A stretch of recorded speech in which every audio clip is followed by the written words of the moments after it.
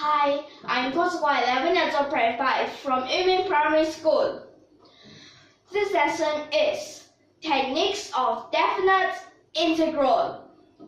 We are now at Method 3, Reduction.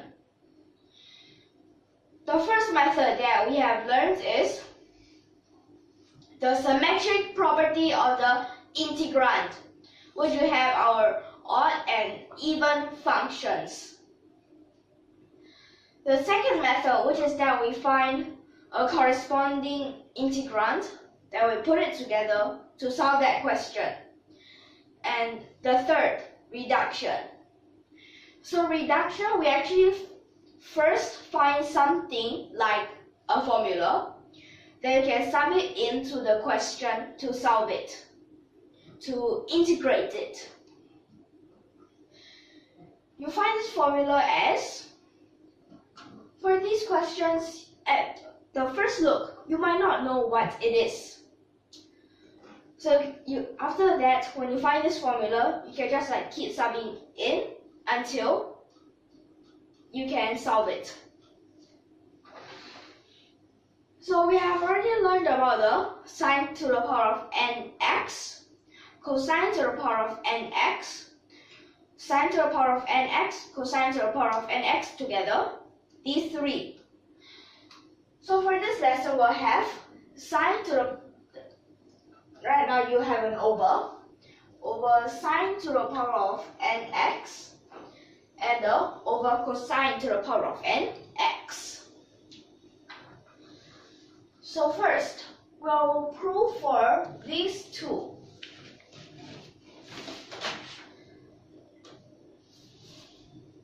So the first, integral dx over sine to the power of nx. So for this, first, you can actually take a sine square x.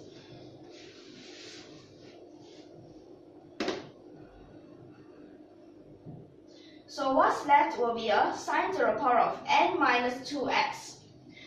Then you can actually just put the sine square x into the dx. And just to tell you that sine square x, it is actually the cosecant square x. So when you put it in, there will be a negative, and inside will become the cotangent x. As the cotangent x, when you differentiate it, it is the negative cosecant square x. Then what's that? At the denominator is still the sine to the power of n minus 2x. So for this, after we have this, remember, this you can put it as a cosecant. But right now, we need to have our integral by parts. So for this integral by parts, cosine x here, I mean the cotangent x, and also this sine, which will change it into a cosecant.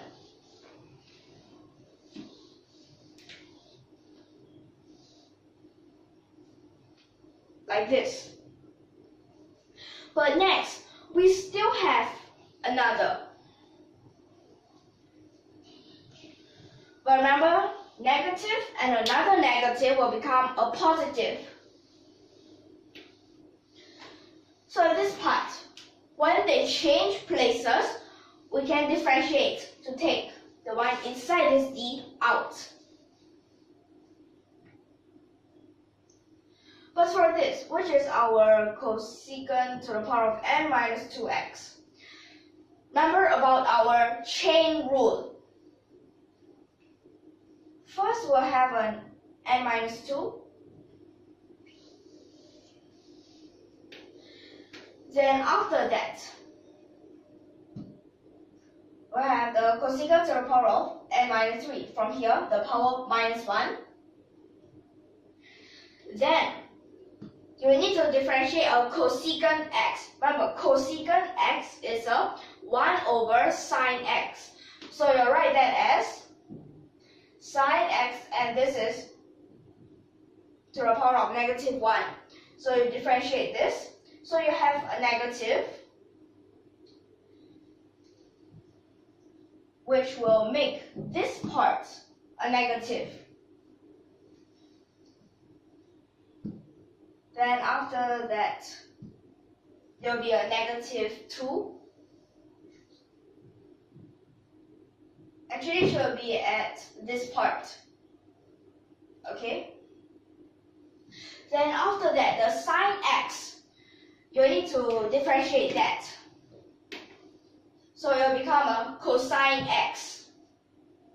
And because of the chain rule, so you can have this. So next for this, you can just change this into sines and cosines.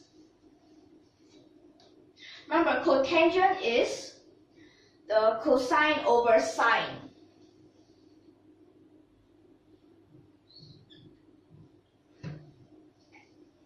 Okay, so there you have all those cosecants, which will make it like this. The part at the back, n minus 2, take note that it is a constant.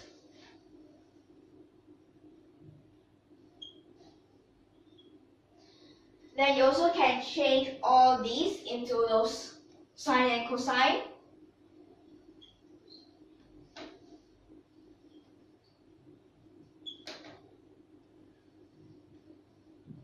Which is like this. Then cosine square x, we can use the trigonal identity. The sine square x plus cosine square x, which is equal to 1.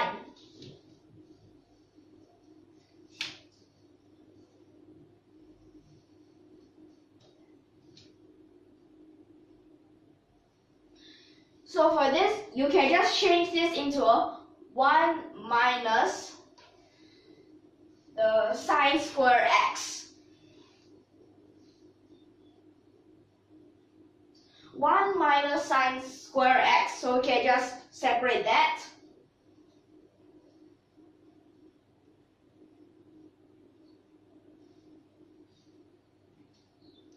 Then for the other part, which we actually can simplify the sine square.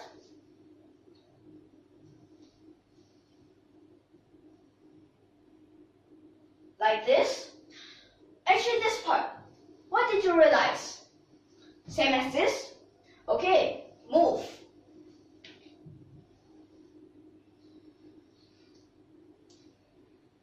So that means here, we'll have an extra n minus 1. n minus 1, divide.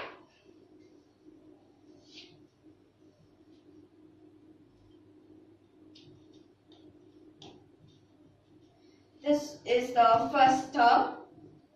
Then the second term, you also divide.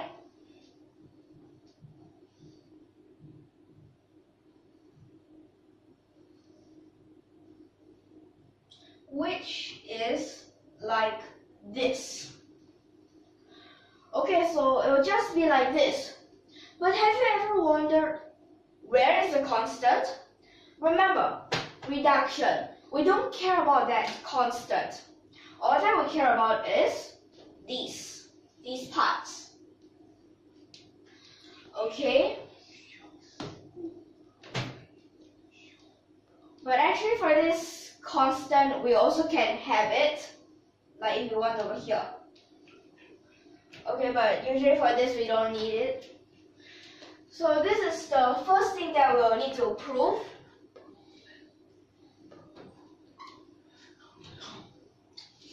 And so next part, which is the integral dx over cosine to the power of nx. So for this, first, we also can have a cosine square x, like factorize.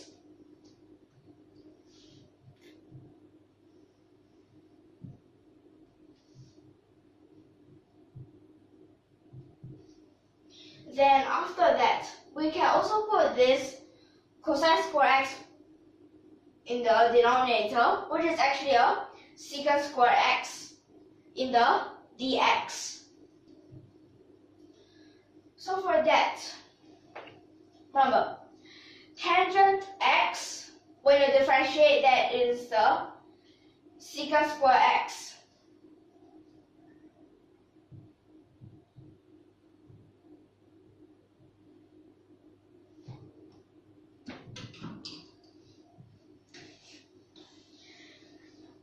So then for this, you can also use the integral by parts.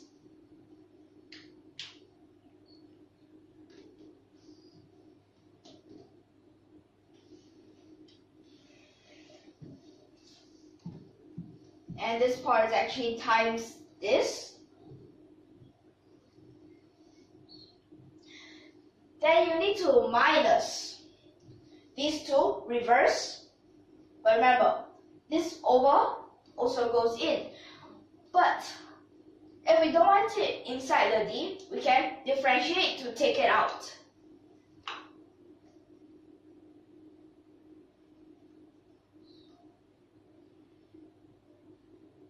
So of course here first, which is our tangent x.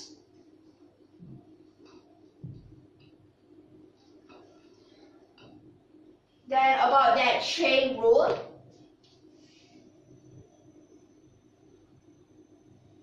Okay, and also more chain rule. So secant x, which is actually a 1 over cosine. 1 over cosine. Remember, you can write it as cosine x, then you bracket to the power of -1. Then there will be another negative. But remember, after you differentiate that cosine, there will be another negative.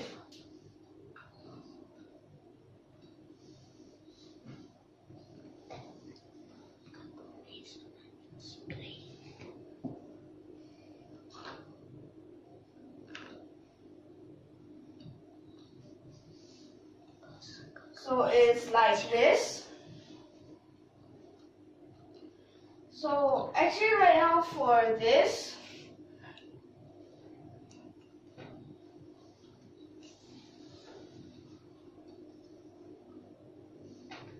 okay, so at this part, the tangent x, secant, we can all write it in those sine and cosine.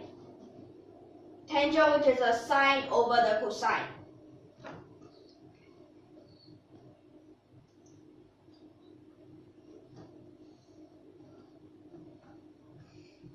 Becomes like this, and for this part in the back, we also can change it into the sine and cosine.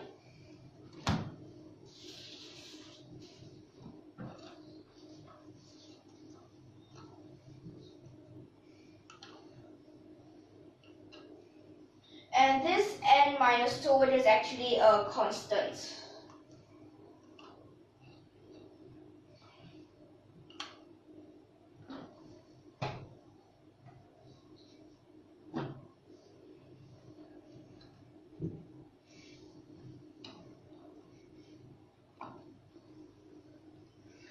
Okay, and then the dx.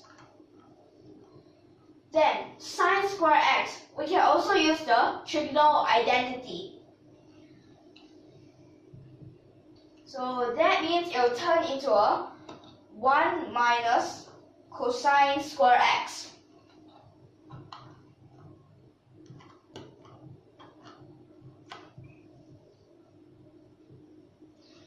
Remember, the 1 minus cosine square x you can separate.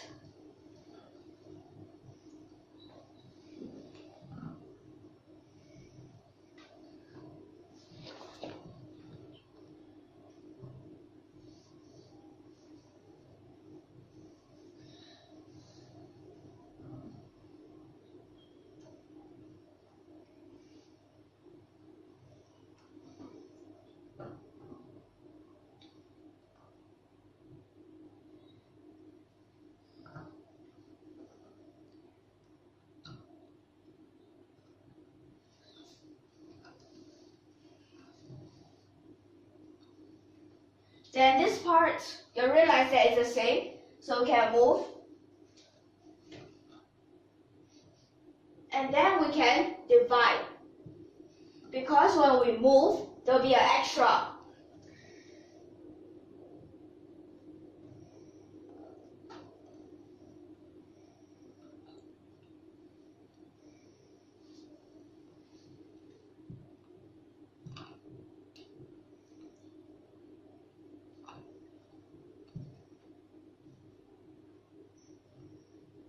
So it will be like this. Okay, so they're both the same. Okay, so this is actually all proven, or you also can write shown.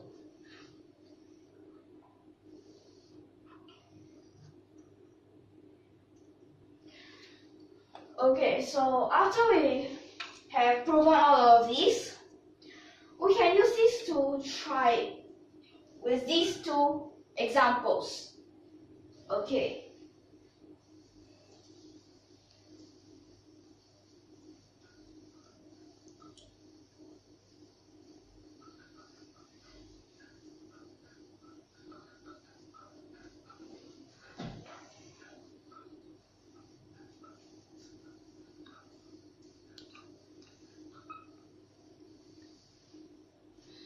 So right now for this, the first example, which I need to integrate from pi over 4 all the way to pi over 2. Then the integrand is the cosecant to the power of 6 x dx. For this, remember, cosecant, which is the over sign. When you're over the sign, which is that you will use the first.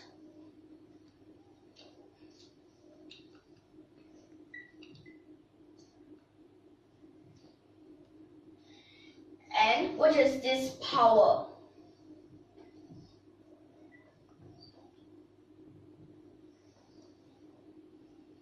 Then for this part. So at this part, which is our 4 over 5. But for this, we need to use this again.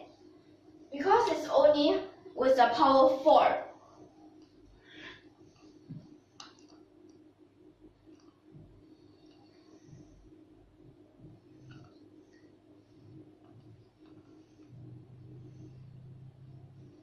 So at this part,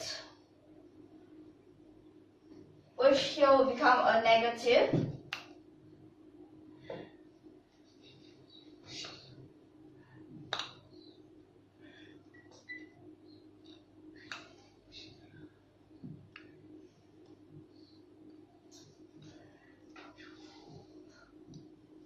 so it will become like this. Then for this is only until the actual to the power of 4. So next, which is a power of 2. But also, it is still inside this place.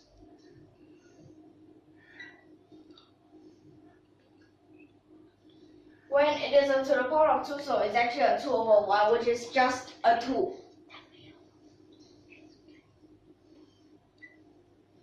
Then for this, all these left is 1, which is a sine x.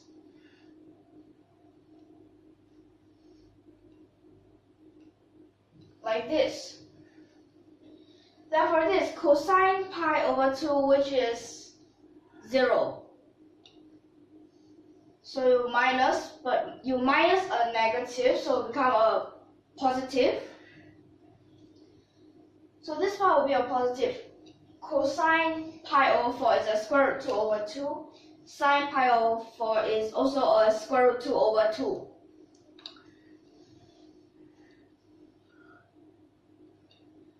So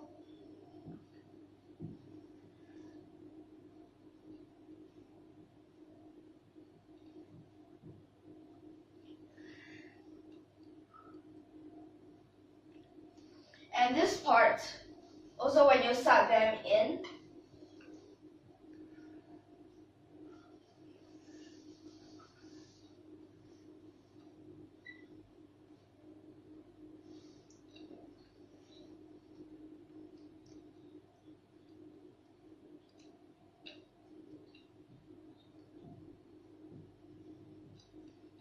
and also for this last part, but you might wonder where is the part where it is to the power of 0. Well, that is because that at this part became 0.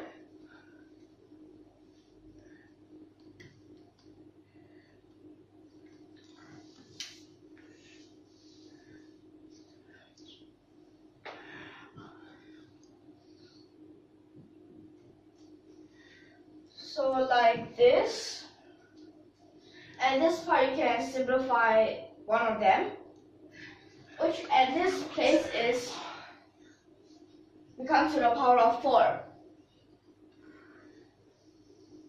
So when it is to the power of 4, it is a 4/16.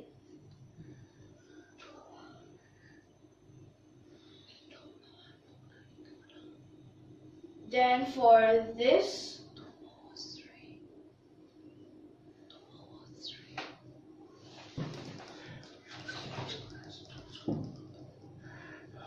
wait, here is actually over 3. So that will become 8/15. So next for this, simplify one of them.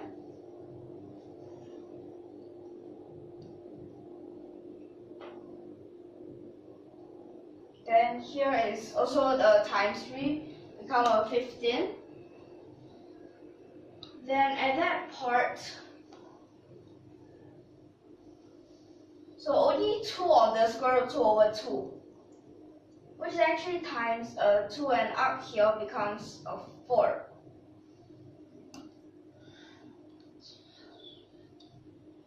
Then the part at the very back, which is an 8/15. So this is actually another 8/15. And here is a 4/5. So the common denominator, which is a 15. So 4/5, the numerator will need to change into a 12. So it's actually a 12 plus 8 plus 8, which is actually a 28. So the answer that you should get is a 28/15.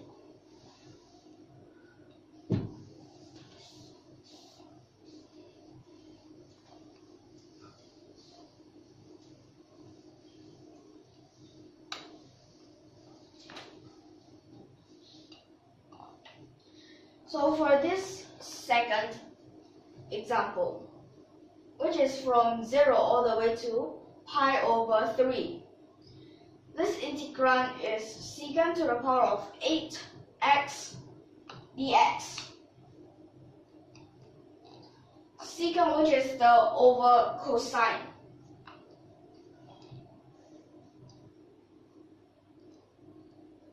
At this part, we actually use the second that we have proved. So first at this place, we have a sine x over n, which is the 8. So it becomes a 7.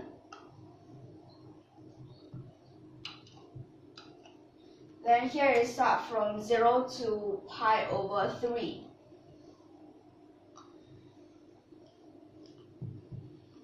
Then at this part, first, when we look at this fraction, it is a 6/7. So 6/7 will actually be for all those at the back. Then at this part, which we'll need to use this again. Remember, right? So actually right now this n will become the 6.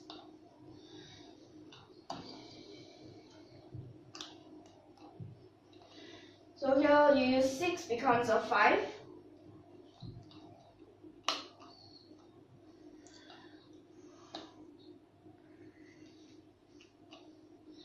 And then after that, there's still a 6 over 7. So for this part, 6 minus a 2 becomes the 4 and over a 5. So I'll just write this below.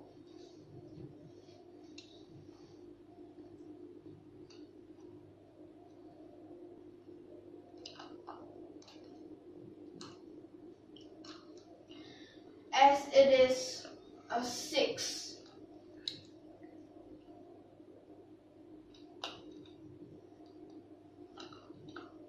and it now becomes a 4.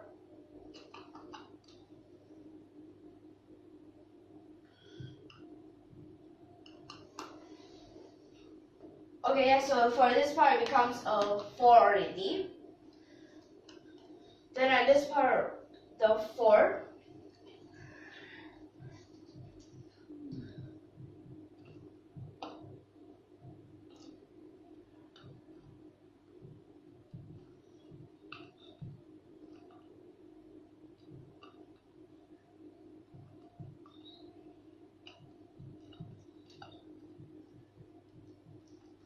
Like this. So next you just need to sub them in. But for this part, sine 0, it is a 0. For the last part, which is actually over that 1, but this part it becomes a 0 already. Sine pi over 3, which is actually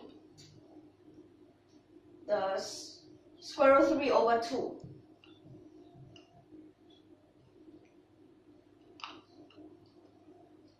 Then the cosine pi over 3, which is half.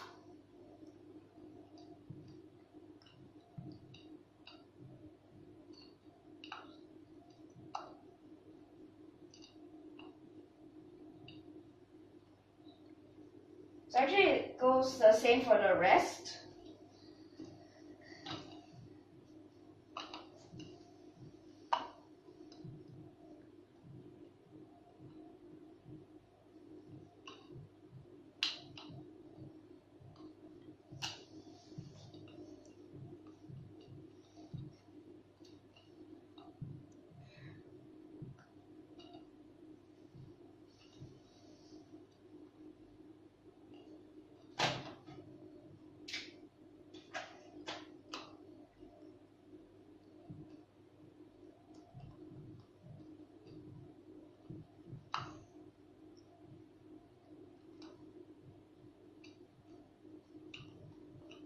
Like this, and next is actually to try to figure it out.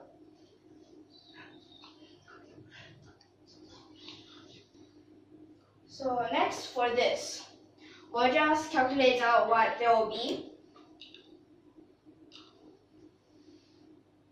So for this we can divide the half, and here 2 to the power of 6, which is 64. Then down here, 7 times 5, which is the 35. So here is 6 times the square root 3 and 2 to the power of 4, which is a 16. Then you can plus. So at this part, we should have a 3 down here and a 6 here. So we can just simplify a 3, which will become over 35. So here's an 8. And the square root 3. And also a 2 squared, which is a 4. At the last part, you can also simplify a 3, which here is a 35. Also simplify that half. So this would actually be 16 times that square root 3.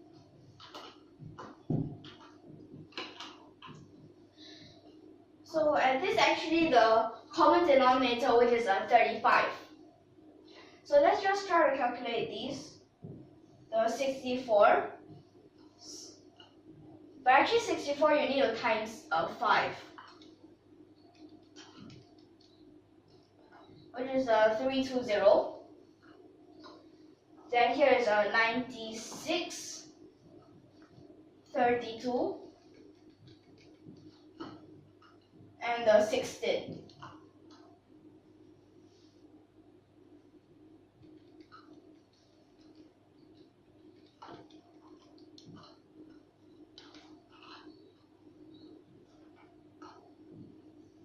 Which actually finally you'll get 464 square root 3 over 35.